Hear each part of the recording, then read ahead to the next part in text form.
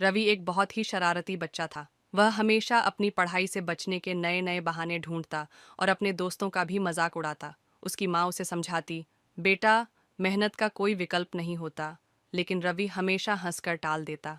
एक दिन स्कूल से लौटते समय रवि की नज़र एक पुरानी किताबों की दुकान पर पड़ी, जो उसने पहले कभी नहीं देखी थी। अंदर एक बूढ़े दादाजी बैठे थे, जो बड़े रहस्यमयी लग रहे थे। आओ बेटे, तुम्हें क्या चाहिए? रवि को किताबें पसंद नहीं थीं, तो उसने मुंह बना लिया। लेकिन तभी उसकी नज़र एक सुंदर सोने की पेंसिल पर पड़ी।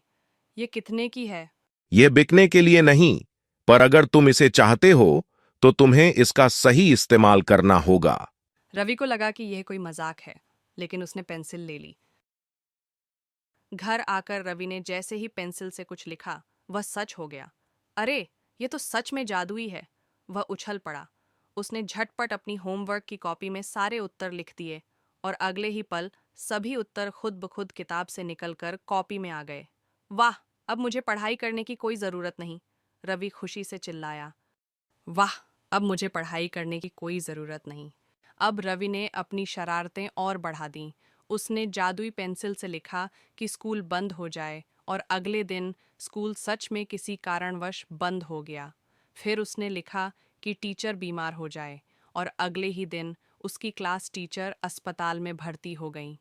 रवि अपनी ताकत का मज़ा ले रहा था, लेकिन उसे एहसास नहीं था कि वह गलत रास्ते पर चल पड़ा था। एक दिन जब रवि ने अपने दोस्तों का मजाक उड़ाने के लिए पेंसिल से लिखा, सभी मेरे गुलाम बन जाएं। तो अगले ही पल स्कूल के सभी बच्चे बिना हिले डुले खड़े हो गए। वे बिना कुछ बोले रवि की ओर देखने लगे। रवि डर गया। ये ये मैंने क्या कर दिया? उसने पेंसिल से सब कुछ वापस पहले जैसा करने की कोशिश की, लेकिन अब पेंसिल काम नहीं कर रही थी। तभी दुकान वाले दादाजी की आवाज गूंजी। बेटा, मेहनत और अच्छाई का कोई जादुई शॉर्टकट नहीं होता। अगर तुम लालच करोगे और गलत चीजों के लिए अपनी ताकत का इस्तेमाल करोगे तो उसका अंजाम भी बुरा ही होगा। रवि की आंखों में आंसू आ गए। उसने दिल से माफी मांगी, और तभी पेंसिल ने आखिरी बार काम किया। सब कुछ फिर से पहले जैसा हो गया। उस दिन के बाद रवि ने मेहनत और ईमानदारी से पढ़ाई करने का फैसला किया।